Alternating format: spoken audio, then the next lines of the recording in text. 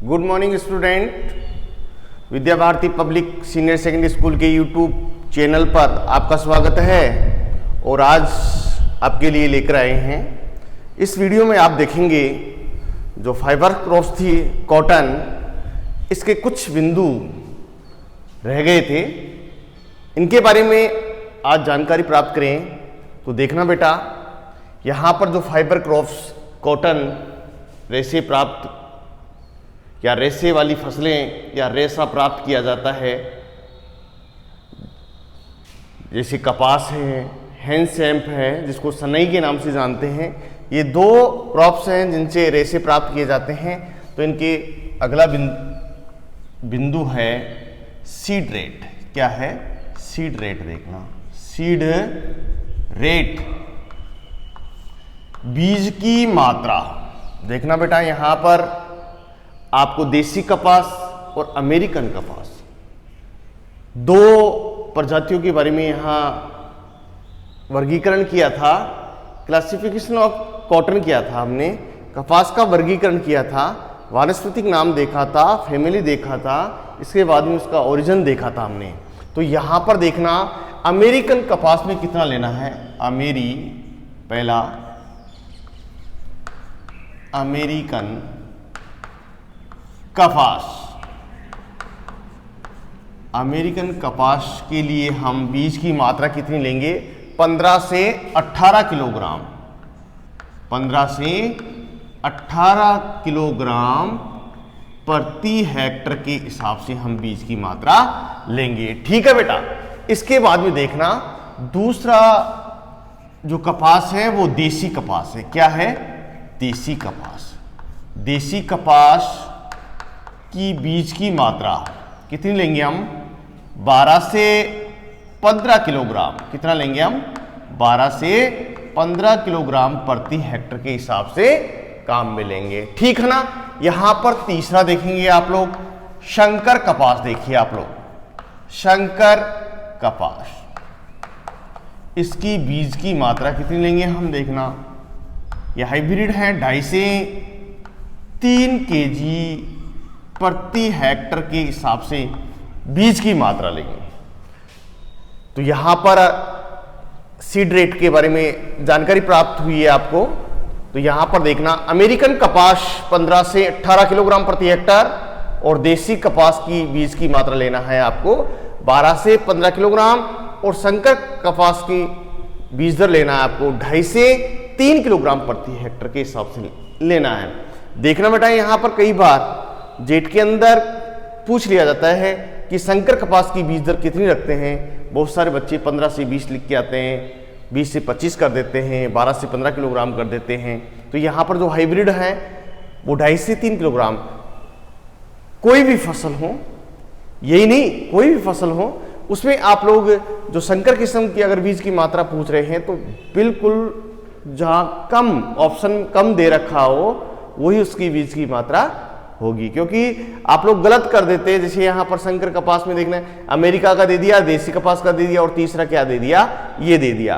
और चौथा ऑप्शन क्या दिया? उपयुक्त में से कोई नहीं। ठीक है ना। तो यहां पर दे रखा है 2.5 से 3 किलोग्राम प्रति हेक्टर, यदि शंकर की बीज दर पूछा है तो। ठीक है ना। इस प्रकार से ये प्रश्न बन जाते हैं। ऑप्शन प्रश्न के अंदर 4 होते हैं, आप उनका चुनाव करना होता है और जो उत्तर सही होता है उसको आप लोग कोष्टक में लिखते हैं। ठीक है ना। इसके बाद में देखना, यहां पर सीड ट्रीटमेंट, सीड ट्रीटमेंट देखना, सीड ट्रीटमेंट, सीड ट्रीटमेंट। यहां पर देखिए आप लोग, सीड ट्रीटमेंट देखेंगे, बीजोपचार। यहां पर हिंदी में क्या कहते हैं? इसको बीजोपचार कहते हैं। तो देखना बेटा, बीजोपचार बहुत ही आवश्यक है कपास की खेती के लिए, या कपास के बीज को उपचारित करना बहुत जरूरी है। तो यहां पर देखना, गुलाबी सुंडी, कपास की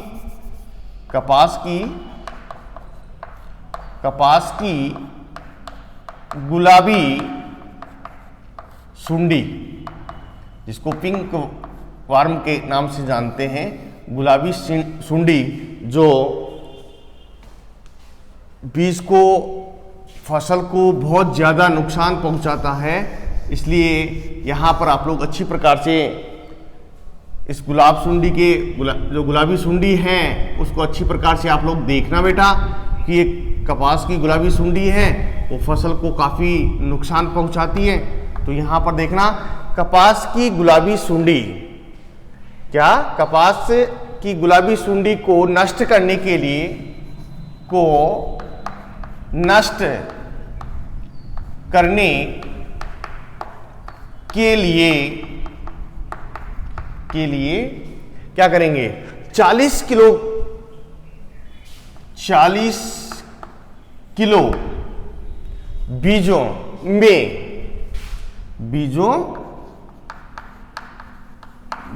में एल्यूमिनियम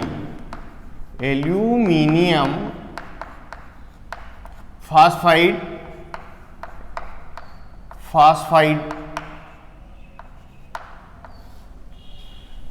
बीजों में एल्यूमिनियम फास्फाइड की एक गोली, ठीक है ना, की एक गोली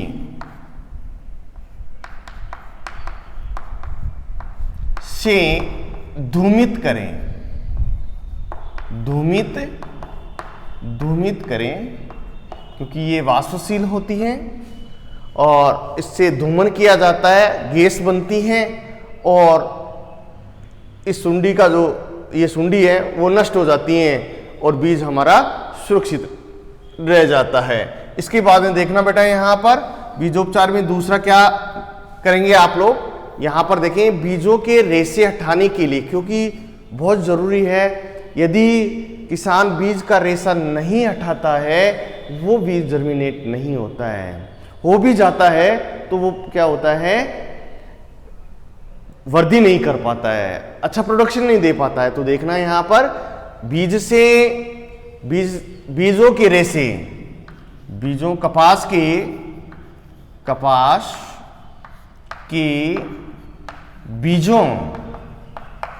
कपास के बीजों के रेशे हटाने के लिए क्या करेंगे हम, गंधक H2SO4 गंधक लेंगे हम, ठीक है ना। कपास के बीजों के रेशे हटाने के लिए 10 केजी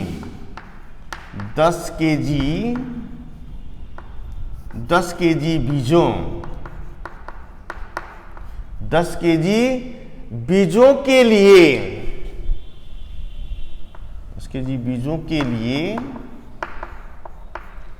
1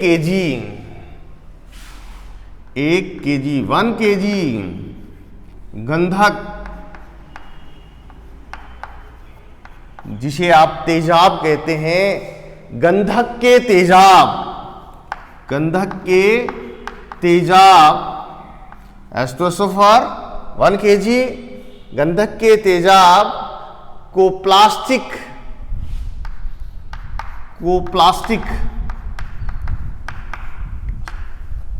के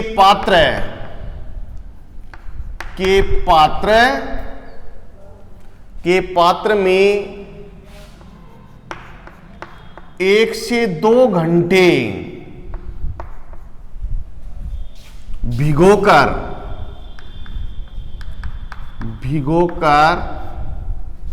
साफ पानी से धोकर सुखा लेवें।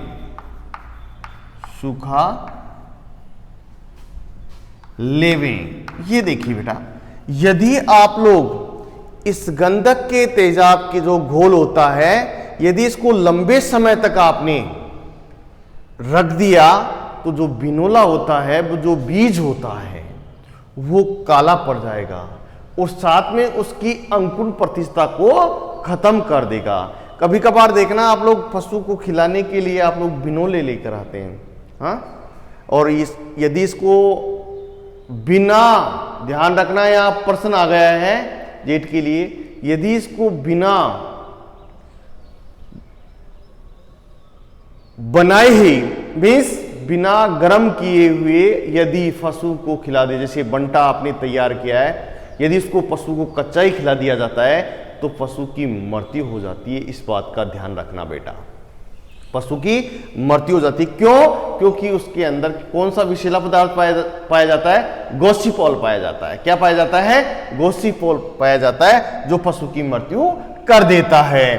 तो यहां पर देखना आप लोग, इसके रेशे हटाने के लिए आप 10 किलोग्राम बीज के लिए कितना लेंगे तेजाब? 1 किलोग्राम गंधक के तेजाब को प्लास्टिक के पात्र में 1-2 घंटे भिगोकर साफ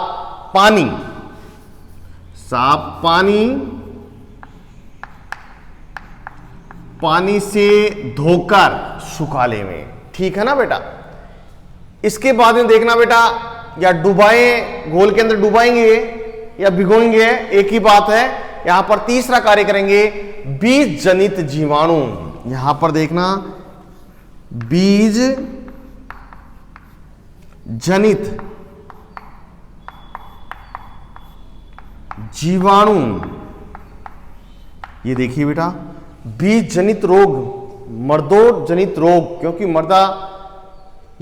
मर्दा संबंधित रोग और बीज संबंधित रोग यहां पर है। बीज जनित जीवाणु रोगों से, बीज जनित जीवाणु रोगों से बचाने के लिए क्या करेंगे? बचाने के लिए क्या करेंगे? 6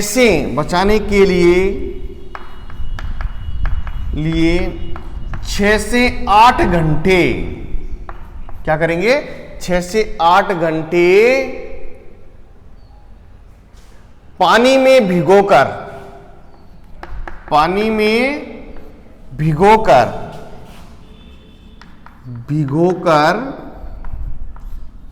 बीज जनित जीवाणु रोगों से बचाने के लिए 6 से 8 घंटे पानी में भिगोकर सुखाएं।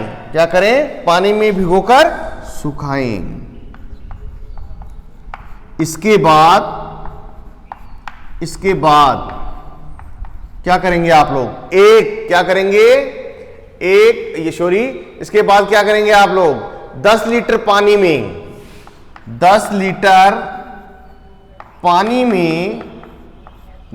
पानी में 1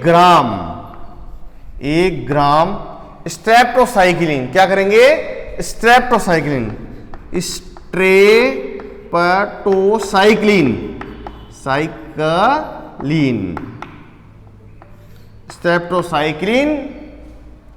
के घोल में 8 से 10 घंटे के घोल में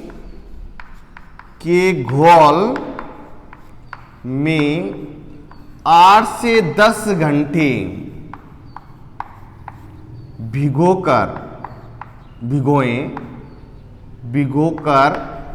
सुखा लेवें।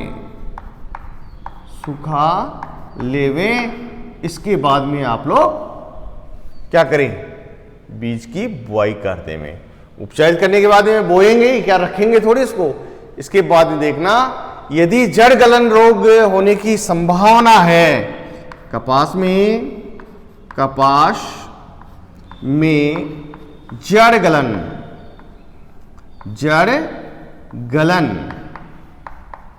गलन रोग की समस्या है, तो क्या करना है आपको? बावस्टीन 2 ग्राम, जड़ गलन रोग में 2 ग्राम बावस्टीन कर दो, या कार्बेंडाजीम कर दो। आप लोग क्या करेंगे? कार्बेंडाजीम 2 ग्राम कार्बेंडाजीम। ठीक है। प्रति लीटर पानी में घोलकर, या 10 ग्राम ट्राइकोडर्मा, या 10 ग्राम ट्राइकोडर्मा। क्या?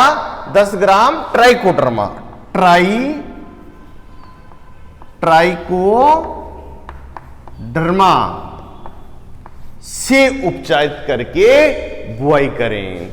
देखिए बेटा, यहां पर कपास के अंदर जो सीड ट्रीटमेंट है वो आपको बताया है। कपास की जो गुलाबी सुंडी है, कपास की जो गुलाबी सुंडी है, यदि खेत के अंदर इसका प्रकोप अधिक रहता है तो 40 किलोग्राम बीजों में एल्यूमिनियम, ये न है यहां पर, एल्यूमिनियम फास्फाइड की एक गोली डालकर उसको धूमित करें, क्योंकि ये गोली है वो गैस बनाती है, वाष्पशील है।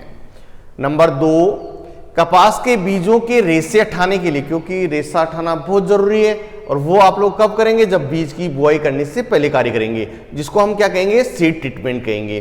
कपास के बीजों के रेशे हटाने के लिए 10 किलोग्राम बीजों के लिए 1 किलोग्राम गंधक के तेजाब को प्लास्टिक के पात्र में 1 से 2 घंटे भिगोकर साफ पानी से धोकर सुखा लें। और तीसरा कार्य क्या करेंगे, बीज जनित जीवाणु रोग, ये भी कपास के अंदर जैसे अंगमारी है, ये रोग लगता है, उससे बचाने के लिए आपको क्या करना है, 6 से 8 घंटे पानी में भिगोकर सुखाएं। जो क्यों भिगोएंगे, जो हल्के बीज होते हैं, जो बेकार बीज होते हैं, या इसके जो जीवाणु हैं वो क्या करते हैं, पानी में तैरकर ऊपर आ जाते हैं, जिसको हम चन्नी की सहायता से निकालकर बाहर फेंक देते हैं, या फिर गड्ढा खोदकर दबा देते हैं। तो क्या करेंगे, इसके बाद में सुखाएं और क्या करेंगे, फिर 10 लीटर पानी में 1 ग्राम स्ट्रेप्टोसाइक्लिन के घोल में 8 से 10 घंटे भिगोकर सुखा लें। ठीक है।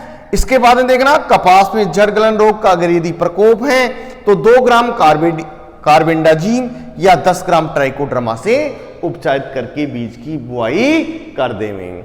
ठीक है बेटा। इसके बाद में हमारा अगला बिंदु आता है बुआई का समय। क्या है, बुआई का समय। देखना आप लोग,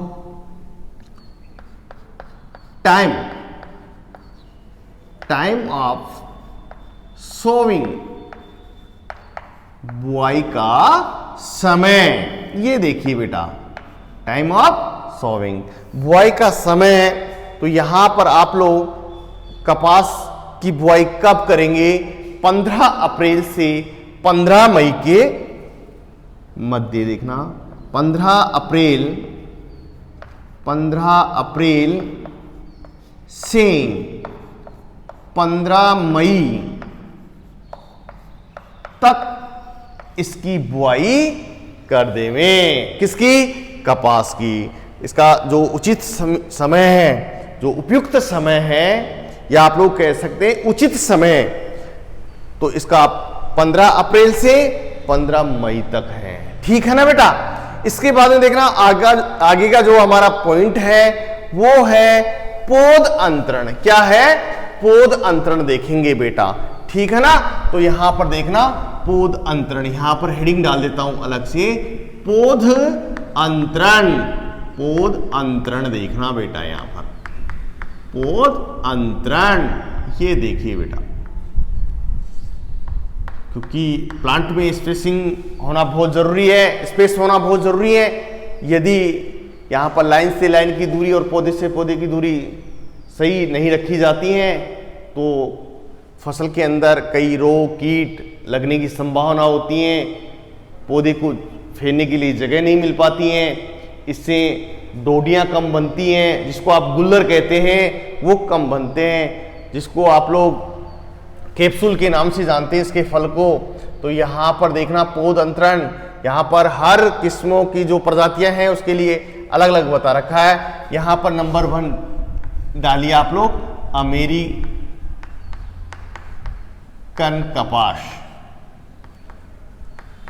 कपास के लिए।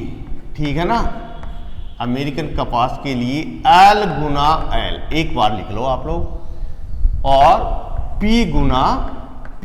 ठीक है। इसके बाद नंबर 2 डालिए आप लोग, देसी कपास। ठीक है ना, इसमें भी आप लोग L गुना L डालिए। ठीक है।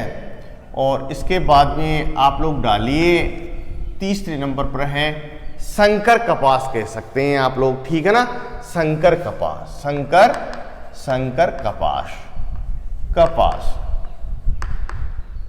ये देखिए बेटा, इसमें भी आप लोग L गुना L और P गुना P देखिए आप लोग। ठीक है। इसके बाद में आप लोग लिखेंगे इनके अंदर, अलग अलग से लिख लीजिए आप लोग ताकि आपको पता रहे, क्योंकि कई बार आपसे प्रश्न पूछ लिया जाता है बेटा तो और आप लोग क्या कर देते हैं, गलत कर देते हैं। तो आप गलत नहीं करें। देखना यहाँ पर मैं लिख रहा हूँ, इसको अच्छी प्रकार से लिखना, L गुना L, ठीक है।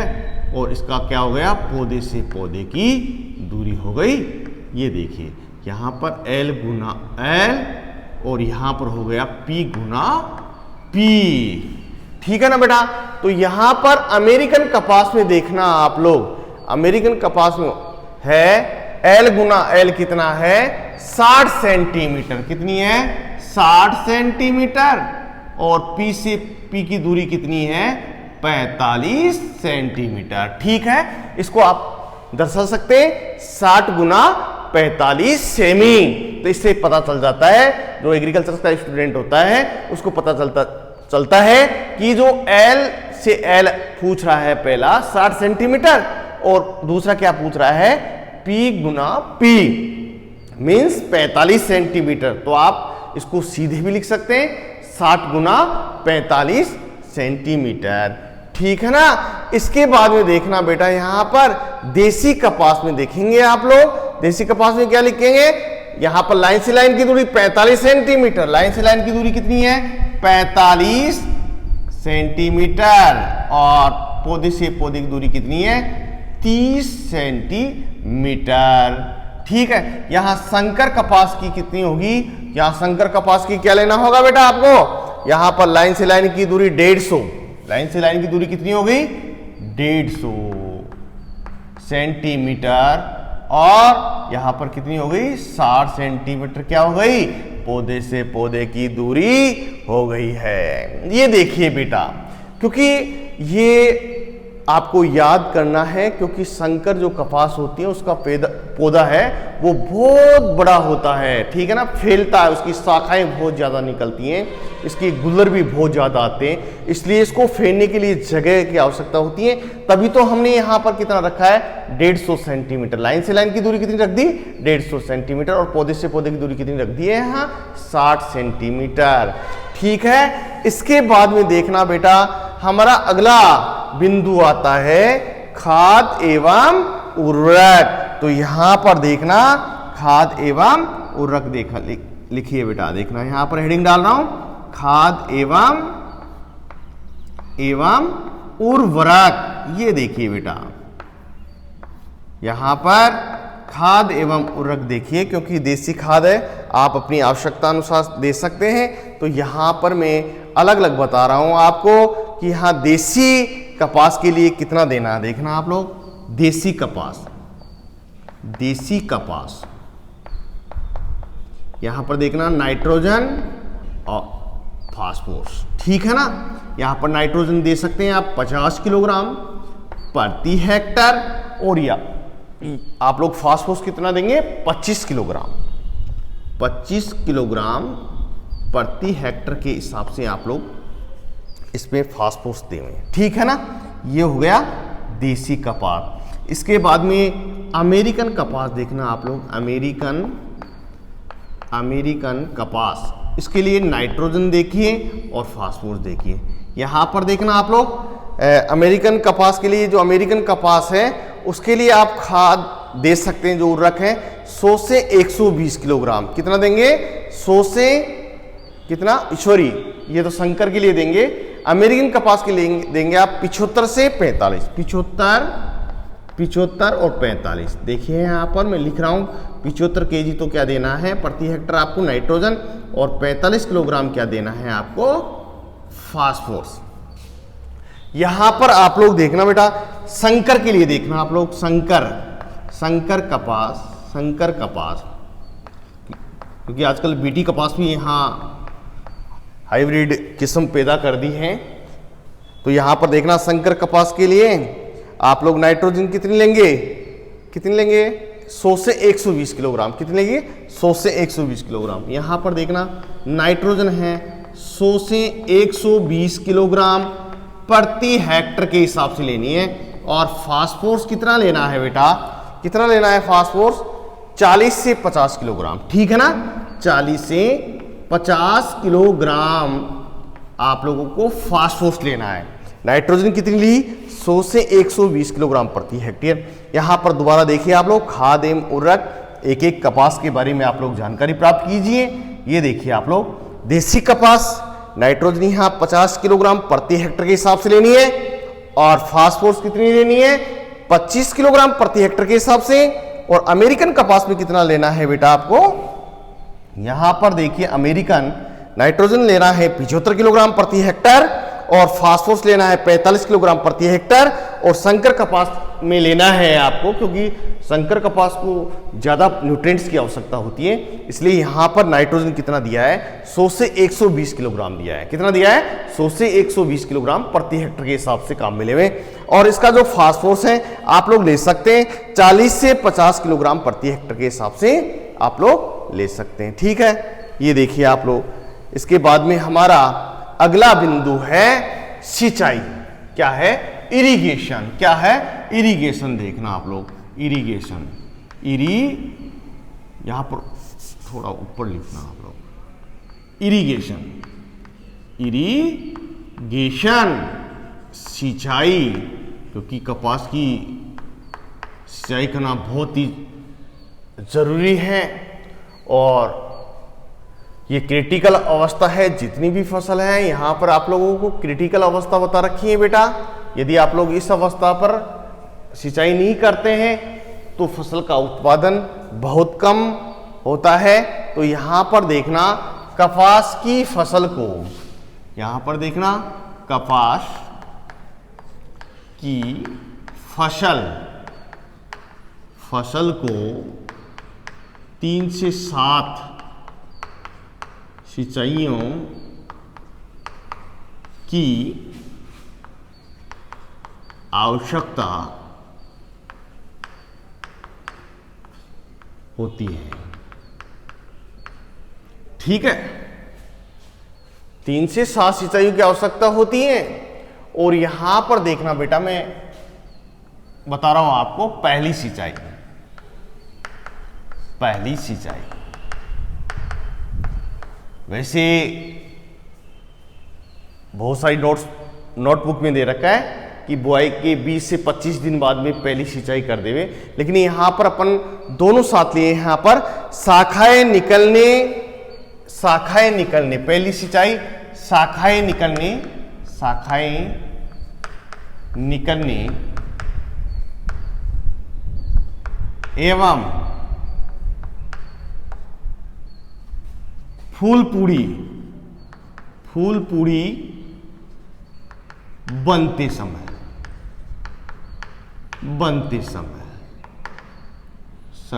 ठीक है ना? फूल पूड़ी बनते समय, ठीक है। ये कितने दिन बाद में आती है ये अवस्था? ये अवस्था आती है बेटा यहां, ये 45 से 50 दिन। ये अवस्था कब आती है?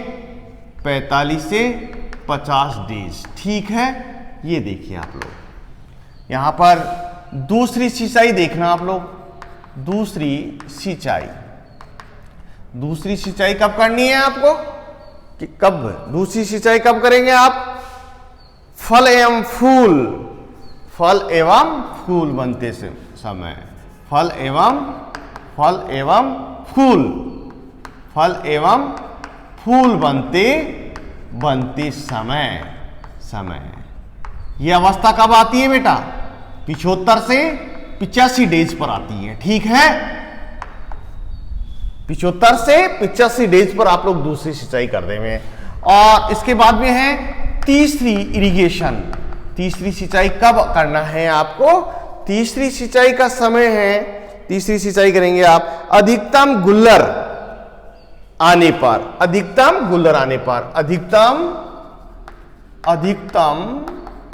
गुलर जिसको डोडे कहते हैं आप लोग, डोडियां या डोडे। अधिकतम गुलर आने पर या डोडी आने पर ये 95 से 105 दिन। यह अवस्था कब आती है? 95 से 105 डेज पर आ जाती है। तो आप लोग तीसरी सिंचाई का निदान कब करेंगे?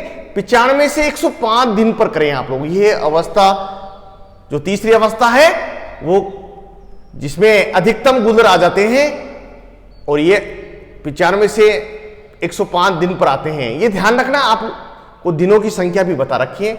यहां पर देखिए चौथी सिंचाई देखिए आप लोग, चौथी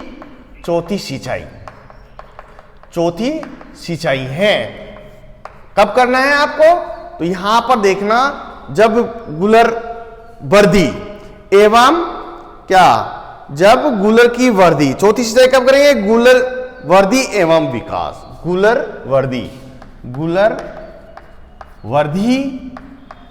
एवं विकास।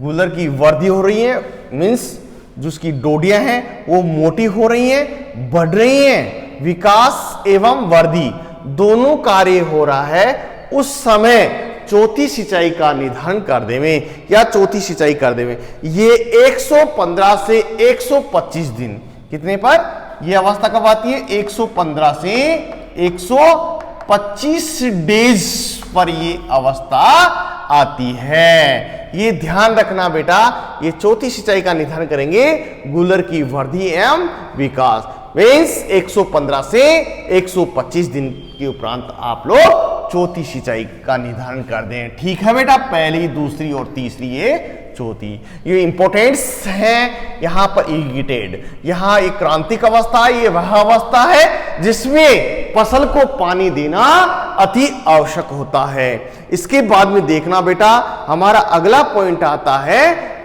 क्या? अंतराकर्षी। क्या आता है? अंतराकर्षी आता है। तो यहां पर देखना, हेडिंग अगली होगी अंतराकर्षी। देखिए बेटा, निराई गुड़ाई का कार्य करना बहुत अति आवश्यक है। देखिए यहां पर फसल में 20 से 25 दिन, बीज की बुआई के 20 से 25 दिन बाद में आप लोग फसल में निराई गुड़ाई का कार्य करते हैं। यहां पर 30 दिन भी हो जाते हैं, इस फसल में 30 दिन भी हो जाते हैं। तो आप लोग इस समय निराई गुड़ाई का कार्य करके हाथ के द्वारा खरपतवारों को निकाल कर बाहर फेंक देवें। और आप लोग रासायनिकों के द्वारा खरपतवार नियंत्रण करना है तो आप लोग देखिए फ्लूक्लोरीन,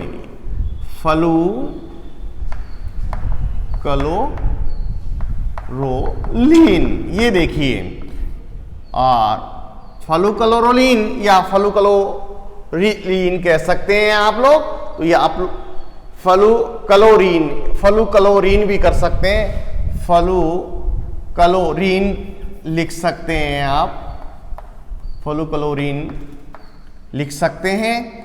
इसकी 1 किलोग्राम, इसकी फ्लूक्लोरीन की 1 किलोग्राम सक्रिय तत्व 1 किलोग्राम सक्रिय तत्व 800 से 1000 लीटर पानी में घोलकर बीज की बुआई से पहले, बीज की बुआई करने से पहले भूमि में अच्छी प्रकार से मिला देंगे। ठीक है बेटा, इसके बाद में हमारा जो अगला हेडिंग है वो आता है कीट एवं व्याधियां। देखना, कीट एवं व्याधियां, यहां देखेंगे आप लोग व्याधियां, कीट एवं व्याधियां। तो सबसे पहले हम कीट लेते हैं। तो पहला कीट इस फसल का जो कीट है वो है सफेद मक्खी।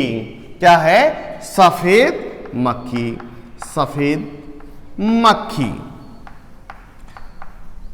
देखना बेटा, ये मक्खी क्या करती है, ये कीट क्या करता है? गुलरों को खाकर बेकार कर देता है, जिससे जो बिनोला है उसमें रेशे की मात्रा कम बन पाती है और किसान का उत्पादन कम होता है। तो ये ध्यान रखना। इसके लिए आप लोग नियंत्रण क्या करेंगे? 20 से 25 नियंत्रण। देखना, यहां पर लिख रहा हूं मैं नियंत्रण 20 से 25 पीले प्रपंच, इसको प्रकाश पास कह सकते हैं।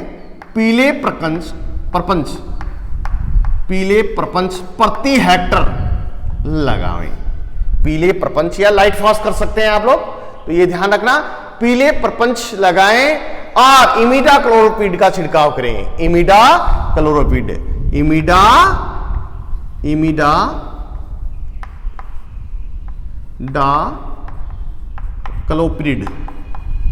इमिडाक्लोरोपिड का छिड़काव करें। ये देखिए आप लोग, छिड़काव करें। ठीक है बेटा। यहां पर दूसरा कीट है मिलीबग। यहां पर जैसे थ्रिप्स हैं, ये थ्रिप्स भी बहुत ज्यादा नुकसान पहुंचाता है। कोमल भागों का रस चूस कर पौधे को सुखा देता है। तो ये मिलीबग भी जो कपास का पौधा होता है उसका रस चूस कर उसको बेकार कर देता है। इसके लिए नियंत्रण भी आप लोग क्या करें, 20 से 25 पीले परमपंच लगाएं प्रति हेक्टर और इमिडाक्लोरोपिड का छिड़काव करें। ठीक है ना। इससे किसान को आशातीत लाभ प्राप्त होंगे। इसके बाद में देखना रोग। देखिए बेटा क्या है रोग, देखना पहला रोग है यहां झुलसा रोग। क्या है? झुलसा। देखिए आप, जीवाणु झुलसा रोग, जीवाणु झुलसा रोग, जीवाणु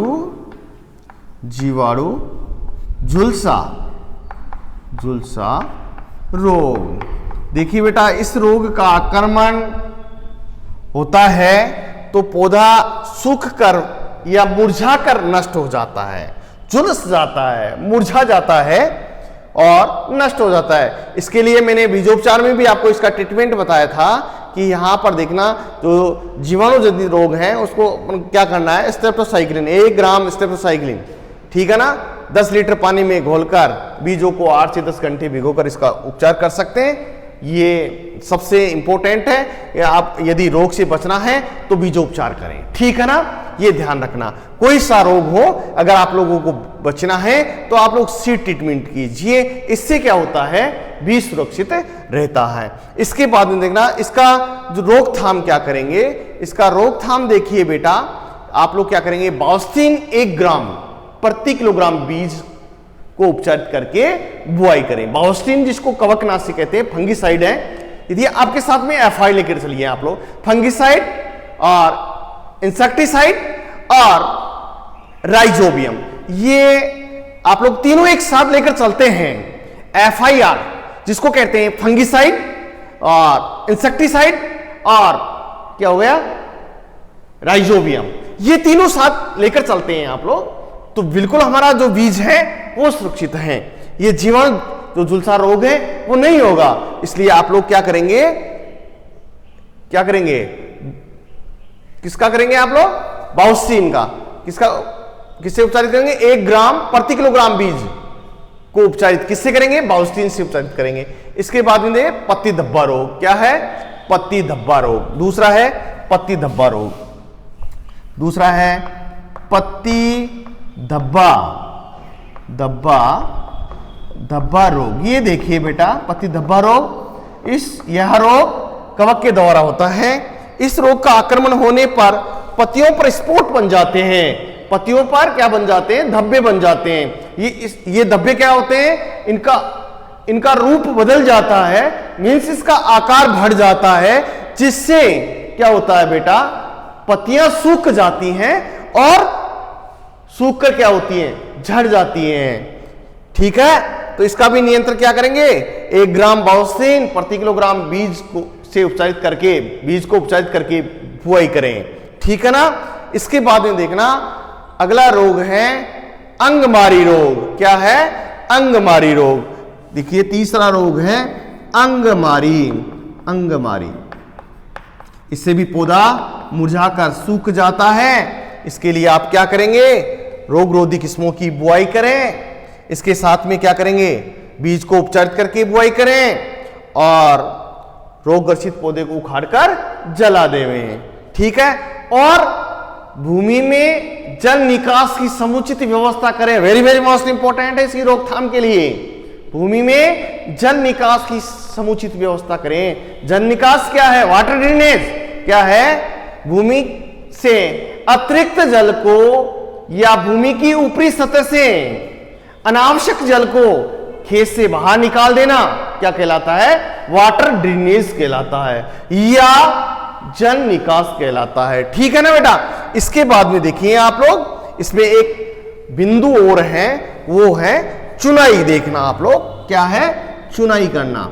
चुनाई ये कार्य कपास में किया जाता है, चुनाई, क्योंकि कपास एक ऐसी फसल है जिसमें एक साथ गुलर नहीं पकते हैं, कपास की फसल एक साथ नहीं पकती है। ये एक बहुत बड़ी समस्या होती है। इसके लिए क्या करते हैं, इसकी चुनाई का कार्य कब करते हैं, अक्टूबर से दिसंबर तक करते हैं। अक्टूबर से